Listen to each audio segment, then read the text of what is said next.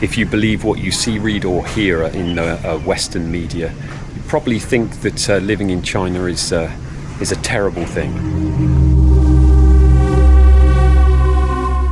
Of course, the reality is markedly different. For example, the healthcare is super accessible. They don't have doctor's surgeries here. You just go to the hospital to see a doctor without an appointment.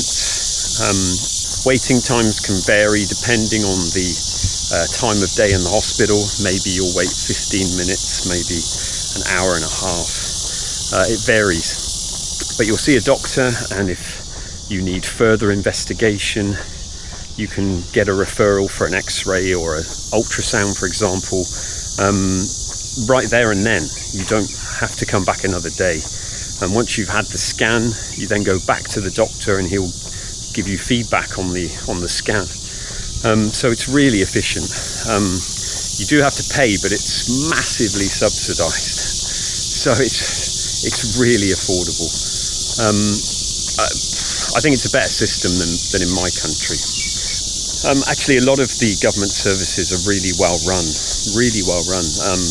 Like when I went for my driving test, or if I go to the tax office, the services are really efficient, well run, staff are friendly.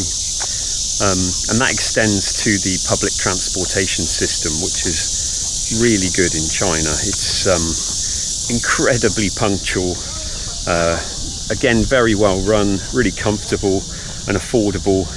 I mean, like the subway in Shanghai, to go all the way from the east to like all the way to the west, it takes more than 2 hours, but you'll pay like 80 pence. And it's in smaller cities, it's even cheaper than that to go across the city. And if you've got good public transport, then you can be mobile and you can travel across the country in your free time and explore the incredible and diverse landscapes here. And you can also enjoy the vast array of different local delicacies, whether it's the mushrooms in Yunnan or the hot pot in Chongqing or the Chongfen steamed pancake of Guangdong. Some of the locals can be a little bit wary of foreigners, but the vast majority are very friendly, and the older generation are absolutely fascinating, very interesting. And obviously they've lived through a very eventful period in history. And indeed, the history of China, as you can see around here, is equally fascinating, all 5,000 years of it.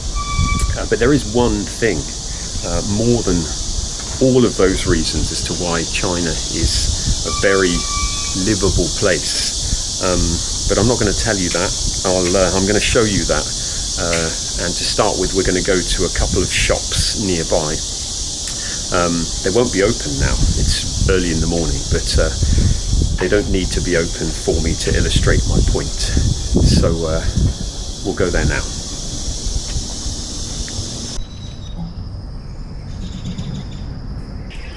So behind me is my local grocer's, where I get lovely, delicious watermelon, mango, dragon fruit, papaya, etc. And you can see she's got a red blanket there outside the shop. Actually, they're big baskets of watermelons, which she leaves outside her shop all the time. I guess there's not much room in the shop, and I guess, they're heavy baskets. You don't want to be hurting your back taking them in at night and out in the morning. So she's obviously confident to leave them outdoors.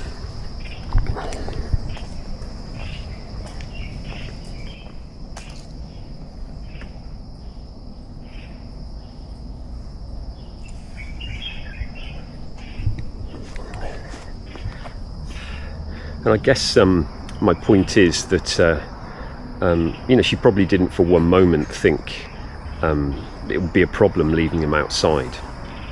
For her it makes sense, and she knows it's secure, she knows it's going to be fine. But this is completely this just wouldn't happen in my country. It wouldn't even enter somebody's head to leave your produce outside. You just wouldn't. It's not an option. So there's a different mentality here, I think. You're able to have a different mentality because of the safety and security of the society. And it's the same with this shop here too.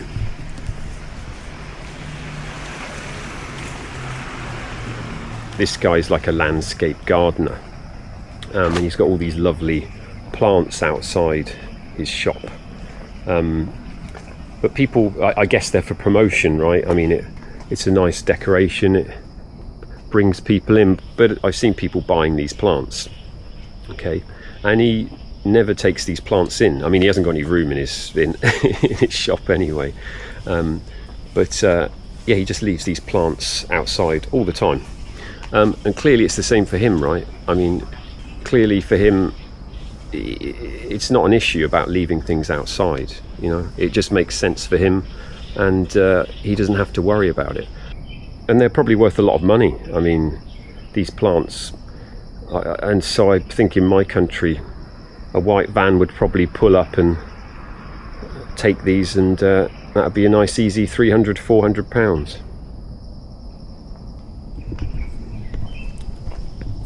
So I just think, if you have a very safe or secure society, you can have a different mentality. Right, okay, so let's, I'm going to take you to my gym now. So we're going to go to my gym now.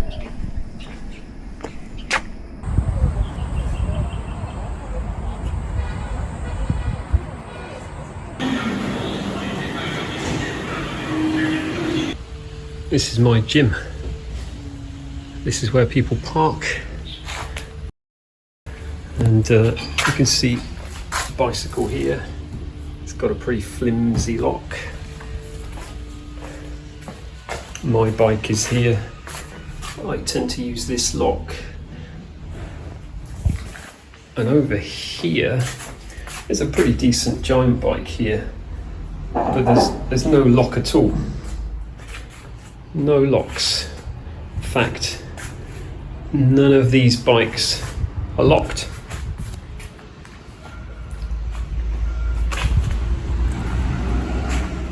Bicycle theft is a problem in my country, as it is in many Western nations. In the UK, I've had 2 bicycles stolen. Both were locked to a metal frame at the time. I've also had parts of my bicycle stolen, such as the front wheel, the saddle, and my bike lights. Car parks, train stations and bus stations can be hotspots for bicycle theft, especially at night. But here at my local subway station parking area, the bicycle owners are clearly not that concerned with theft.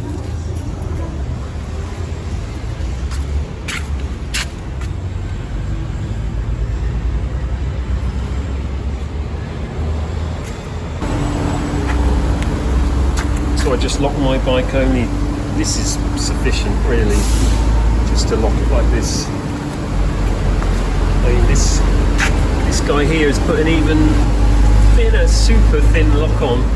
It's not a bad bike.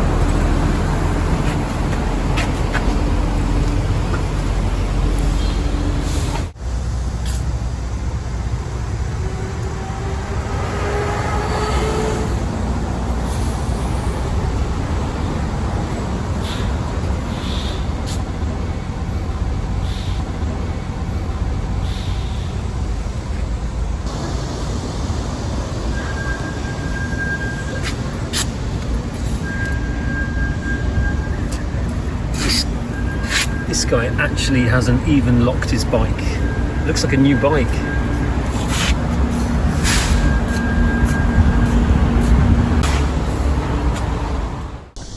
Before I came to China, I didn't really know what it was like to live in a very safe and secure society.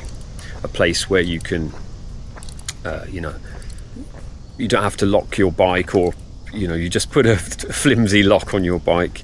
You don't have to worry about walking through a park in the middle of the night in the city, and this is normal in China, and I think it should be normal everywhere. You know, it's not normal to have to worry about your bike or putting the biggest locks on it you can find to keep it secure. It's not normal that you can't walk through a park late at night or some parts of the city. You know, why is it like that? So I guess that's what I really appreciate the most about living in China. I don't think you really understand it until you've kind of experienced it. I guess we've gotten used in the West to just brushing these things off, you know. Oh, my bike got stolen, you know, it's annoying. It's the way it is. It shouldn't be the way it is.